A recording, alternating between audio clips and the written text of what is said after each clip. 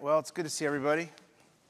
We are officially started on Facebook and Zoom right now, and I know it's going to look a little different on the screen tonight. We're experimenting, and there we go, right there, to do something a little different tonight. But we thought it would be good. We are inside tonight under a roof, not under a tent.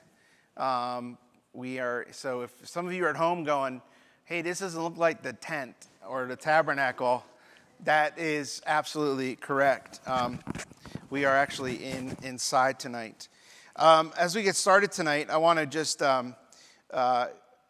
share we are going to be probably going to be inside for Bible study, not because of the weather per se, but because the high school and middle school students have been meeting outside out front. And literally last week, by the end of the time, they were using their phones as flashlights to read things. And so this way they can have the tent and we can easily just come in here, sit safely inside here tonight. So that's what we're doing. And so for the near future, or wherever you're coming, we will be meeting in here. We'll be here definitely next Wednesday, but then the Wednesday after, if I'm right, will be the business, our family meeting, whatever that is. October 21st, it's going to be our quarterly family meeting, and we'll have opportunity there to share on that night. So let's open with prayer, and we'll continue with our series on Our God Saves. Lord, thank you for the joy it is to be together, the opportunity to share in your word, the opportunity to come out on a Wednesday night, either physically or even through Zoom or Facebook or YouTube or whatever it might be, the opportunity to come and to dig into your word and to think about how you do incredible things for us. So, God, let us, as we look at the story of Joseph tonight, you will reveal to us that all things are in your hands and you have plans with a bigger purpose. We give this to you in Jesus' name, amen. So we are going to be talking about a very big theme tonight, more about the providence of God. And you're wondering where I'm going. I'm going to get my Bible because I need it. And so I have my Bible here because we're going to be looking through. If you have a Bible, open up to Genesis. We're going to be going through Genesis 37 through 50. But I want to give you something to think about, the idea of the providence of God. That is the idea that when we talk about the providence of God, we talk about the idea that it is God that is preserving his creation, the fact that he's working through everything in cooperation with everything to make everything right for his will to happen, that he is bringing guidance, whether it is in things that we look at easily and see how God would work in those things, or there are things we look at and say, how would God want that to happen? But yet we know that later on we find out and we see the bigger reasons and we see the bigger purposes for God's will to actually come to fruition. So we talk about the idea of the providence of God is a theological idea that we kind of ponder on. But tonight's thing is God has a bigger plan, right?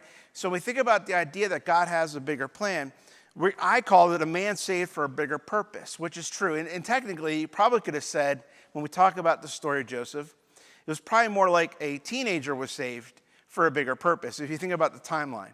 But I figured we'll just call it a man was saved for a bigger purpose. The storyline of Joseph, of course, we start reading it about how Jacob had 12 sons, and then part of that is that Joseph is actually in Genesis 37 having these dreams, and these dreams show that his brothers and his whole family are going to end up at one day coming to him or bowing down to him. Okay, and we'll get into that more in a minute. But it's fascinating because the bigger picture of Genesis 37 to 50 is truly how God used Joseph, right, to bring about a saving power to save Israel, to save Jacob, to save the 12 tribes. As the 12 tribes were going to be formed at that point, they were going to be saved because of what happened in that storyline. And it's pretty fascinating to think that when you think about Genesis, the book of Genesis is made up of 50 chapters or 50 sections, if you want to call them that, or books. Imagine the storyline of Joseph and the brothers is made up from 37 to 50. So that's a chunk of Genesis. That's how important I believe the writer wanted us to emphasize who he was. So this goes on, though, and I want to start at the very end of Genesis, in Genesis 50. And this is going to be the only verse I'm going to have on the screen. But I want you to see where the end of Genesis wraps up. This is where the brothers they're scared, they're upset, because Jacob, their father, has now died, and now they're wondering, how is Joseph going to treat the rest of them? But Joseph said to them, "Don't be afraid. Am I in the place of God? You intended harm to me, but God intended it for good to accomplish what is now being done, the saving of many lives." So there is that end result. Okay, so that's the end result of what we see in that storyline. And what we're going to do is we're actually going to take a little time tonight to break that down. We're actually going to go back now, and this might hurt your fingers a little bit because we're going to flip through Genesis a little. So be prepared. If you need to do some exercise with your fingers, go for it to get ready. But we're going to go from Genesis 37 now all the way up to Genesis 50. Now we're not going to read the whole book tonight because we don't have time for that. But I do think it's important for us to look at a couple things that are in here as well as we see the bigger picture that's taking place in this storyline. So, Genesis 37. So what do we have first? We have the dreamer, right? We have the dreamer right away in Genesis 37. And what we see right away in Genesis 37 is that what we see here is that we know that Jacob lived in a land where his father stayed, the land of Canaan. This is the account of Jacob's family line. Right away, it isn't, let me tell you about the brothers top to bottom, but right away they go to Joseph because Joseph is critical and pivotal in the idea of saving Israel. And so Joseph, a young man of 17, was tending the flocks with his brothers, the son of Bilhah and the sons of Zilpah, his father's wives, and he brought their father a bad report about them. Now Israel loved Joseph more than any of his sons, because he had been born in him in his old age, and he made an ornate robe for him. When his brothers saw that his father loved him more than any of them, they hated him. They could not speak a kind word to him. Now the storyline goes on, and the word hate there is a pretty strong word they use there. It shows a real disdain for who he is. Of course, we know the storyline goes on, and we could read it more, but Joseph ends up having two dreams. And he ends up sharing these dreams. And the brothers are like, there is no way that we are going to bow down to you. Are you nuts? This is not going to happen. Because both dreams show that either the brothers or the whole family at some point is going to come either in a bowing or in a respect to Joseph as if Joseph's at a higher level. All right? So this ticks the brothers off. I mean, they are livid. They're angry. They can't believe that their father loves him more than anything. All this is going on. They're very, very jealous. And so every time we see the brothers right now with Joseph, there always is this theme of they're jealous of Joseph. And so what did they do? They sold him into slavery, right? Now, originally, what did they want to do with him? Anybody here? No. They wanted to kill him. But then Reuben was the one who says, no. We'll save him for later or something. Like, what do you save him for later for, right? But Reuben's plan was, and I think it's like verse 22, it might be 22. Reuben was thinking to himself, let's just put him down. Let's throw him into the cistern in the wilderness, but lay no hand on him. And Reuben said this to rescue him from them and take them back to his father. Reuben's plan was, I'm going to try to make sure I save my brother, but I got to figure out a way to make it so it looks like I'm on their side, but at the same time, I'm going to save my brother. But then all of a sudden, we realize they're sitting there hanging out, having a meal together, and all of a sudden, these traitors come along, and they decide, why would we want to kill our brother? Why would we want to kill our own flesh and blood? Let's instead sell him off or get rid of him, and then we'll pretend that he died somehow in some tragedy. And he goes, and they send him off. And where does he go? Let me know where does he go? He goes to Egypt. And then whose household? Potiphar's house, right? In Genesis 39, we begin to read that he went into Potiphar's household. And what's fascinating about this storyline is that he goes to Potiphar's household, but the incredible part about it is that he's ending up going there. He's going there to be a slave, right? But it tells us in the scripture that the Lord was with Joseph so that he prospered. And he lived in the house of the Egyptian master in chapter 39. So much so that the Egyptian master noticed this. And not only that, he ended up not just taking somebody who should have been a peon somewhere else. He ended up making Joseph into basically the head of the household, to take care of the household, to be the manager of his household, right? But then something happens along the way and spoils it for him. Evil woman, right? Right? The evil woman comes along and wants to seduce him. But it's fascinating is when we talk about this in Sunday school sometimes, we'll talk about how Potiphar's wife went and seduced Joseph, and Joseph was upset and he ran out, right? But what you don't see sometimes in the details of this story, which is always funny to me when I read it, because it shows how relentless she was. He goes on, if you read down to, let's see here, go to verse 9. We'll start there. No one is greater in the house than I am. My master has withheld nothing from me except you, because you are his wife. How then could I do such a wicked thing and sin against God? And though she spoke to Joseph, catch this, day after day, he refused to go to bed with her or even be with her.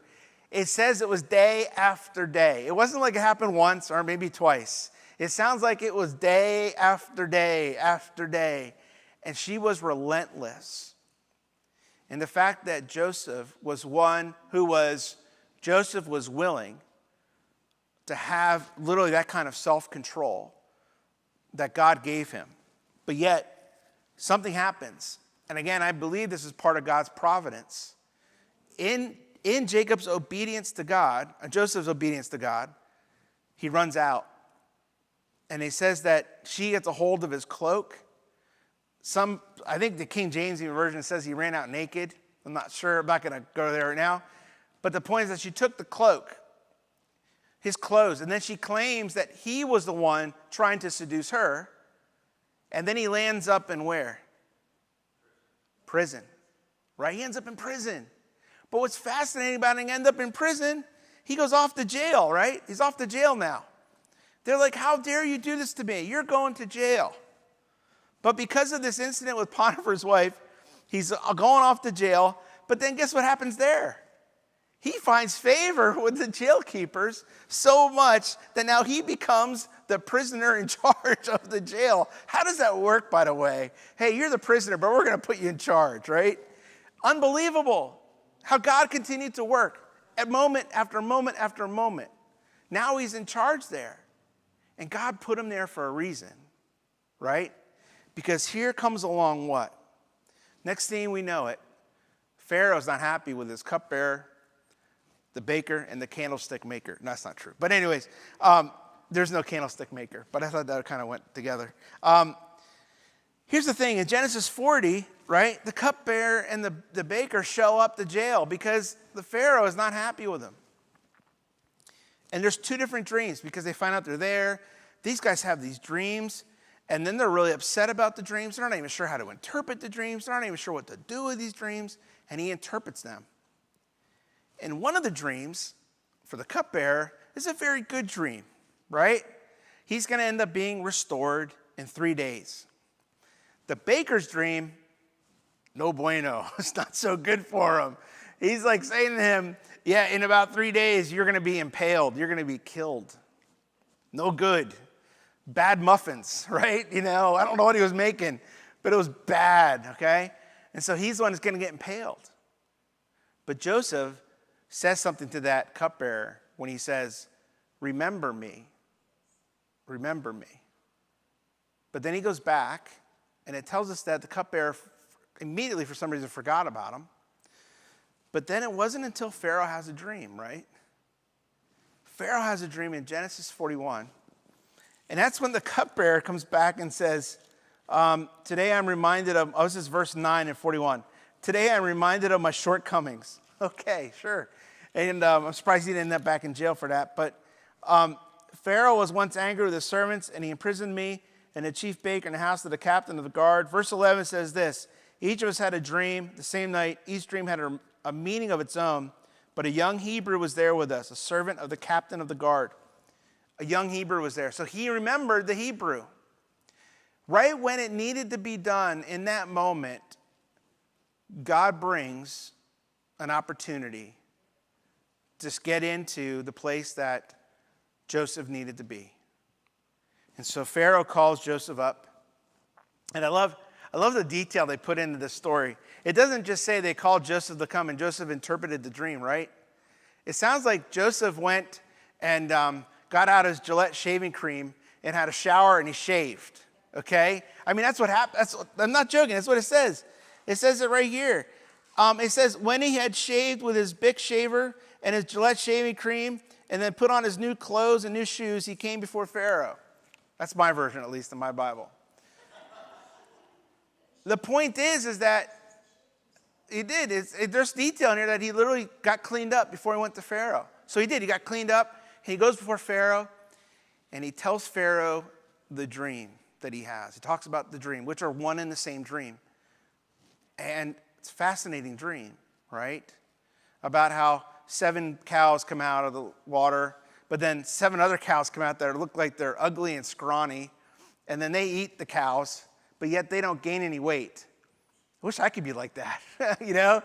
And then, of course, about the grain. But it's the same point, is that it's 7 and 7, right?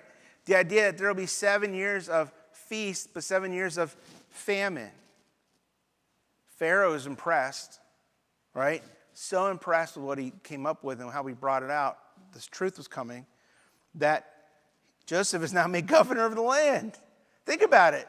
He went from being thrown into a dirty cistern, right, to being sold into slavery, being a servant in Potiphar's house, being in control of Potiphar's house, then going to jail. Now he's being brought out of jail, and now he's being made governor of the land of Egypt. So much so that Pharaoh literally says to him in 41:44, then Pharaoh said to Joseph, I am Pharaoh, but without your word, I mean, he's saying to Joseph, without your word, no one will lift a hand or foot in Egypt. That's how much control Joseph was given in the land of Egypt, right? Let's go back and look at this. If you look up on the screen, think about these moments here that happened, right? Joseph is born to Jacob in Israel. He's the last one and that last son, okay? At least for now. Joseph is sold into slavery because he's got jealous brothers. Joseph is in Egypt, sold into Potiphar's house. Joseph was put in charge of Potiphar's house. Joseph was seduced but ran from Potiphar's wife. Now he's being thrown into prison. Now he becomes the prisoner in charge. He meets the cupbearer and the baker, interprets the dreams, then has opportunity to interpret Pharaoh's dreams. And now he's in charge of the land of Egypt, right? Think about how that storyline happened. I think sometimes we miss looking at the bigger script, the bigger picture of how God works throughout all of these things. It's very, very important to see that. And I believe in this moment there are 3 pivotal God moments that happen that I want to point out to you. So we're going to go back again. We're going to just peel these apart for a minute because I think they're very, very important, pivotal moments. Genesis 37, 25 to 27. So remember, the brothers, they want to kill him, but then they decide, no, let's have some mercy. Let's throw him into a cistern. So they throw him into a cistern.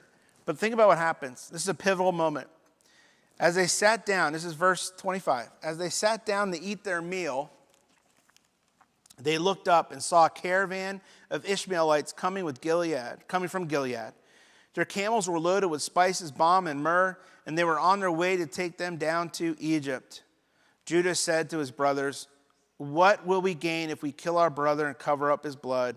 Come, let's sell him into the Ishmaelites, and now lay our hand on him, After all, he is our brother, our own flesh and blood. His brother agreed. You know, I almost wonder if it was in that moment that God put into them this idea and actually knew this is one of those things where I believe God does. God made him be in that place, in that right moment, for that thing to happen in the right place. Now, let me tell you why I think that. This is going to sound weird, but I'm going to tell you why. I think this is showing God's providence here. Jacob told Joseph, this is back in the beginning of chapter 37. He says, hey, I want you to go and find your brothers, right? He says that to him. Let me see where I can find that exactly. Yeah, no, it's in verse 12. Sorry, verse 12. Sorry. Let's see here. Yes, yeah. He says, now his brothers had gone to graze their father's flocks near Shechem in Israel, as Jacob said to Joseph, as you know, your brothers are grazing the flocks near Shechem. Come, and I'm going to send you there. Very well. Joseph went, and he went off. And then when Joseph arrived in Shechem, a man found him wandering around in the fields and asked him, what are you looking for? He replied, I'm looking for my brothers. Can you tell me where they are grazing their flocks? Oh, they've moved on from here, the man answered. I heard them that they said, let's go to Dothan. So Joseph went after his brothers and found them in Dothan. I believe that God moved them from Shechem to Dothan, that God put that guy there in that moment to tell them where he needed to go, because somehow God knew, well, not somehow, we know God knew why, and God knew how, God knows everything. God knew that they needed to be in that location so that caravan was going to come along and pick up Joseph. I believe that. And I think about this, it's a pivotal moment in this story, because now they're there, and now God's, whether you want to call it or not, God's caravan was there to pick him up and take him to where he needed to be. So let's go on to the next one, Genesis 39, 2-6.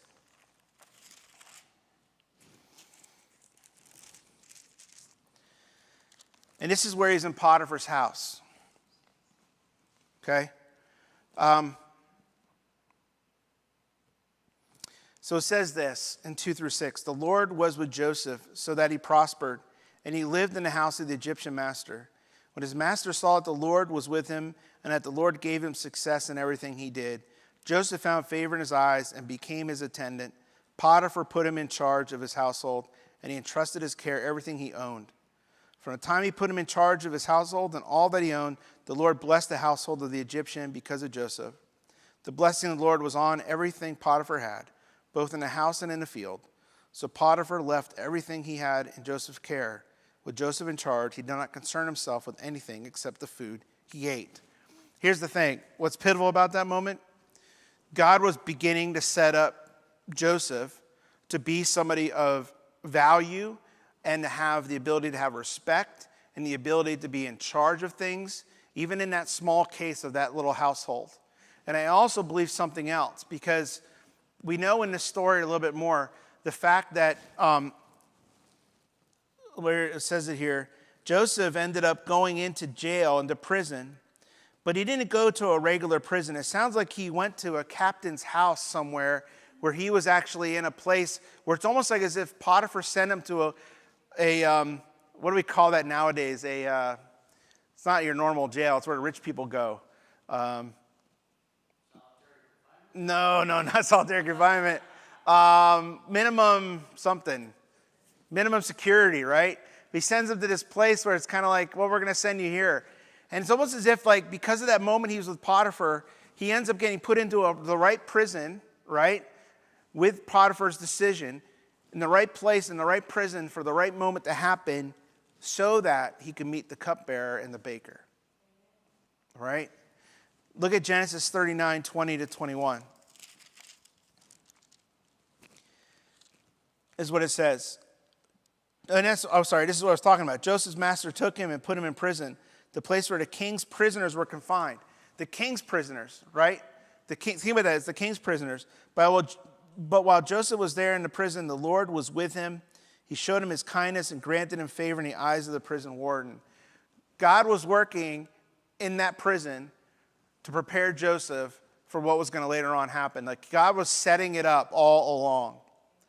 Whether we believe it or not, God knew that he was going to be in a cistern. God knew that caravan was going to come along. God knew he was going to go to Potiphar's house. God knew he was going to go to prison. And God knew that he needed to meet the right people in prison. And he also needed to meet that cupbearer and the baker in prison, because that was going to set him up to meet Pharaoh. See how that was all working? It's incredible to see how that works. It's beautiful. But then, of course, there's one of the most beautiful moments of the whole story. It's in Genesis 45. We're not going to go to the in-between section of Genesis, like literally Genesis 42 on, where the brothers go to Egypt to get grain and to get the harvest to go. We're going to get back to that in a second. There's a lot to unpack there. There's no way we can do that tonight. But we know that the brothers that threw him into the cistern are now coming, trying to get grain to take back to Canaan so they can eat. And now they've been going before him a couple times. And now Joseph has them come to his own house. And Joseph is now at a place where he's like, I can't take this anymore. The suspense is killing him, right? And so what do we read here? It's in Genesis 45, 1-8. This is what he says. Then Joseph could no longer control himself before all of his attendants, and he cried out, have everyone leave my presence. So there was no one with Joseph when he told everybody, get out, except I want all of my folks to stay. I want these people to stay. All my servants, everybody else, leave me alone. Get out of here. So he's alone with them. And so there was no one there with him when he made himself known to his brothers. And he wept so loudly that the Egyptians heard him and Pharaoh's household heard about it. So think about this. They heard him wailing. I'm sure when they kicked him out, I'm sure there's people doing this up against the door. What's going on? They're going, what's going on? They're listening in. And then they realize, wait a minute, did he just say they're his brothers? Listen to him wailing and crying. And then the rumor spread, the word went out. And it even says that Pharaoh knew about it. Something was going on. So, it goes on. And it says, Joseph said to his brothers, I am Joseph. Is my father still living? But his brothers were not able to answer him because they were terrified at his presence. First of all, they're probably shocked. They're like, first of all, half of them are probably like, you're kidding me, right? And the other half is like, I knew this was going to come back to haunt me, And here they are. And I bet you half of them are going, I remember that dream he said, and here we are. And he goes on and he says, then Joseph said to his brothers, come close to me. When they had done so, he said, I'm your brother Joseph, the one you sold into Egypt. And now, think about this kind of forgiveness he's given to him right here. This is powerful. Do not be distressed and do not be angry with yourselves for selling me here, because it was to save the lives that God sent me ahead of you. For 2 years now there has been famine in the land, and for the next 5 years there will be no plowing and no reaping. It means it's going to be bad news. But God sent me ahead of you to preserve for you a remnant on earth and to save your lives by a great deliverance. So then, it was not you who sent me here, but God. He made me father to Pharaoh, Lord of his entire household and ruler of all of Egypt. He's telling them, you know all those bad things you did to me? And let me tell you about all the other things that happened to me. That was all of God's plan. It was all of God's working to be done. Powerful, powerful story. Because the storyline of what he was talking about is that in that time, it was Joseph reminding them, and what they don't see it at that moment, but later on we see it, of course, because we have the ability to see the bigger picture about what's written. There would be 12 that would turn into the 12 tribes, right? And of course, that's how they grew and they expanded in the Goshen area near Egypt. And of course, we know what happens with the great deliverance later on. But they're saved because they threw him into a cistern. Now, Israel, the Hebrews, have an escape, not only into Egypt to be saved, but then they'll be out of Egypt, of course, eventually, to be back into the promised land. So think about that storyline, what God's doing, what God's setting. It's a powerful story. So then we see the bigger picture, right? The bigger picture of what's going on. I want you to think about this bigger picture because I think sometimes, again, we miss what God's trying to do too. When we read this story, we think about how God's saving the Hebrews. We see that, right? But I want you also to see one last thing as we finish this up here. If you go to Genesis 41, 56 to 57. Where are we here? Go to 56 to 57. I want you to think about this. Joseph gets put in charge of Egypt. And again, we kind of always looked at it and said, hey, this has been great to save the Hebrews, right? But it says this, 56, when the famine had spread spread over the whole country, Joseph opened the storehouses and sold grain to the Egyptians, for the famine was severe throughout Egypt. Catch this next part. And all the world came to Egypt to buy grain from Joseph because the famine was severe everywhere. Catch that. It wasn't just for the Hebrews. God was thinking about others as well. God was working to save, I believe God was working to save other people in those outskirts and those other areas that were suffering too. They knew they could come and buy food. So God was working through this storyline to not just save his people, the Hebrews there, but he was also supplying the needs of others. Who knows who they were, but he was obviously supplying the needs of others too. Again, I find this to be a fascinating story. I find it to be a fascinating story because we truly see God's providence in this. We truly see what God is doing that sometimes we, in our own lives, sometimes we don't pick up on it. Maybe it's because we're so dense. I don't know. But sometimes we just don't pick up on seeing how God works, how God does things to move and motivate people to make things happen, right?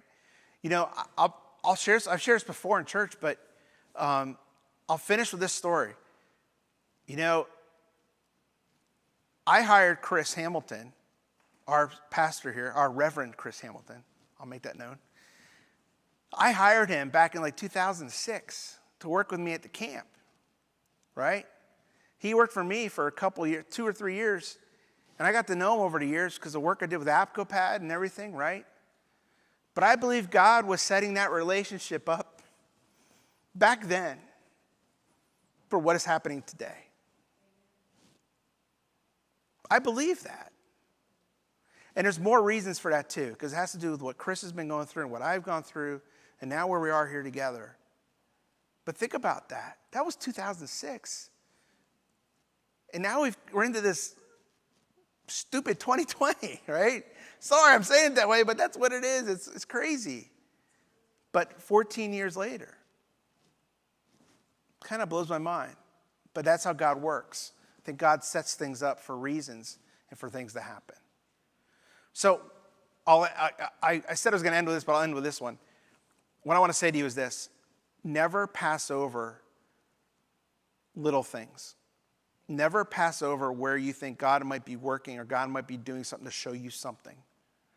Take the time to try to discern it and to pray about it, because you never know where God might be getting you ready to do something bigger and have a bigger purpose in life or to do a greater thing down the road. You never know. Let's pray. God, thank you for your word. Thank you for allowing us to see the bigger picture here. I think it's awesome just thinking about this storyline. And it's incredible to see how you worked in the life of Joseph and how you set things up, Lord. You started it. You even worked in the ways that seemed kind of, you allowed those things to happen that seemed so dark and weird. But Lord, you allowed those things to happen because you knew to fulfill your bigger purpose. And we don't fully understand all that providence and sovereignty stuff. But God, you've worked. You worked to save the remnant of Israel. You worked to start the 12 tribes. You worked to start to save a people. And we know ultimately you are working right then to save people through Jesus Christ.